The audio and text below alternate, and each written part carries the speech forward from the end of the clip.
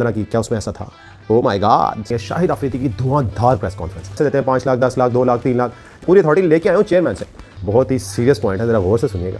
पैसे देता है वही प्लेइंग 11 या 15 का स्क्वाड का हिस्सा बनता है, वरना ना दीजिएगा। उन्हें क्रिकेट का छनकना भी नहीं पता। तड़ प्रेस कॉन्फ्रेंस करके से आपने बाबर आजम को हटा दिया, रिजवान को हटा दिया, शाहीन अफरीदी को वनडे से हटा दिया, तो आई एम द बॉस। वो काला किसके मुंह पे फिरती है?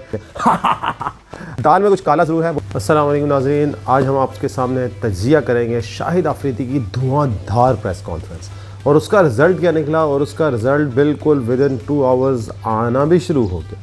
सबसे पहले शाहिद अफरीदी का मैं बता दूं, शाहिद अफरीदी ने एक बयान ये दिया। अब प्रेस कॉन्फ्रेंस के मैं आपको मेन पॉइंट्स बनाने लगा। मेन पॉइंट ये था सबसे पहला कि भाई बहुत ही सीरियस पॉइंट है, ज़रा गौर से सुनिएगा।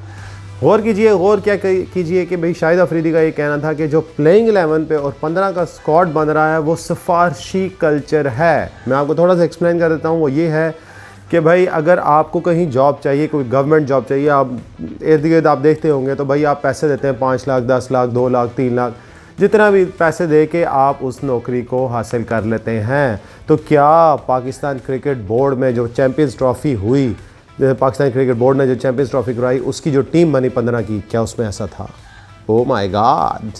तो भाई ये बहुत बड़ा इंकशाफ है। सच या झूठ वो अलग बात, लेकिन हमें ये पता लगा कि भाई शाहिद अफरीदी ने ये कह दिया कि सिफारशी कल्चर है, जो पैसे देता है वही प्लेइंग 11 या 15 का स्क्वाड का हिस्सा बनता है।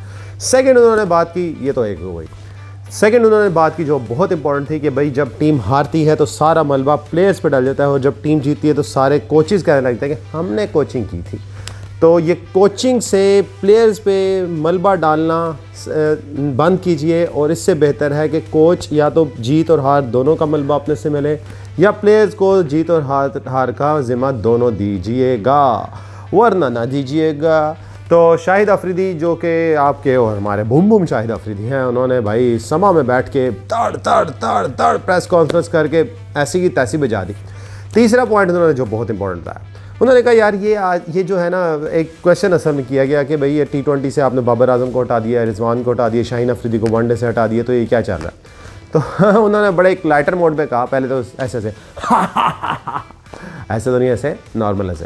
तो उन्होंने कहा, लाला ने कहा कि भाई ये जो प्लेयर्स आप देख रहे हैं ना, जो T20 में नहीं है और ODI में है, मैं भी इधर ही हूँ, आप भी इधर ही हैं, मैं बचपन से देख रहा हूँ ये क्रिकेट पाकिस्तान की।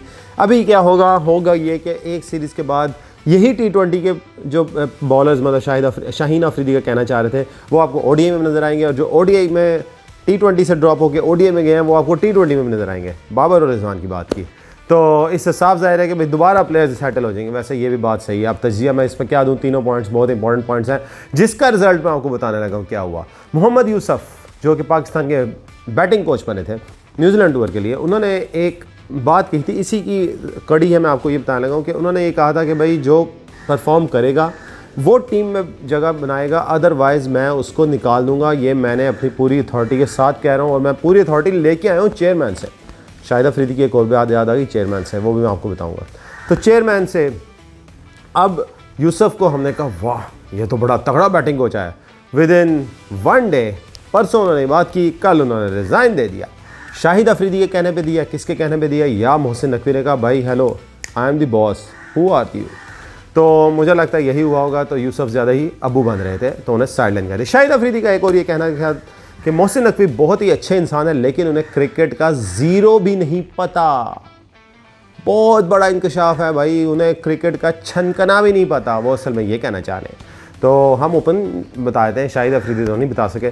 तो मोहसिन नकवी पे उन्होंने बहुत बड़ा एक इल्ज़ाम भी लगाया, मतलब कह सकते हैं कि आपने ज़रा तल्ख बात कर दी कि मोहसिन नकवी को क्रिकेट का नहीं पता।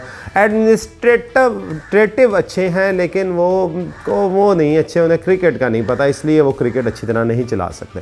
तो अंदर अब क्या चल रहा है? दाल में कुछ काला ज़रूर है। वो कालक आपको जल्द निकाल के दिखाएंगे, वो कालक किसके मुँह पर फिरती है। Let's see. तो लेट्स सी के साथ ही आपसे जा चाहते हैं।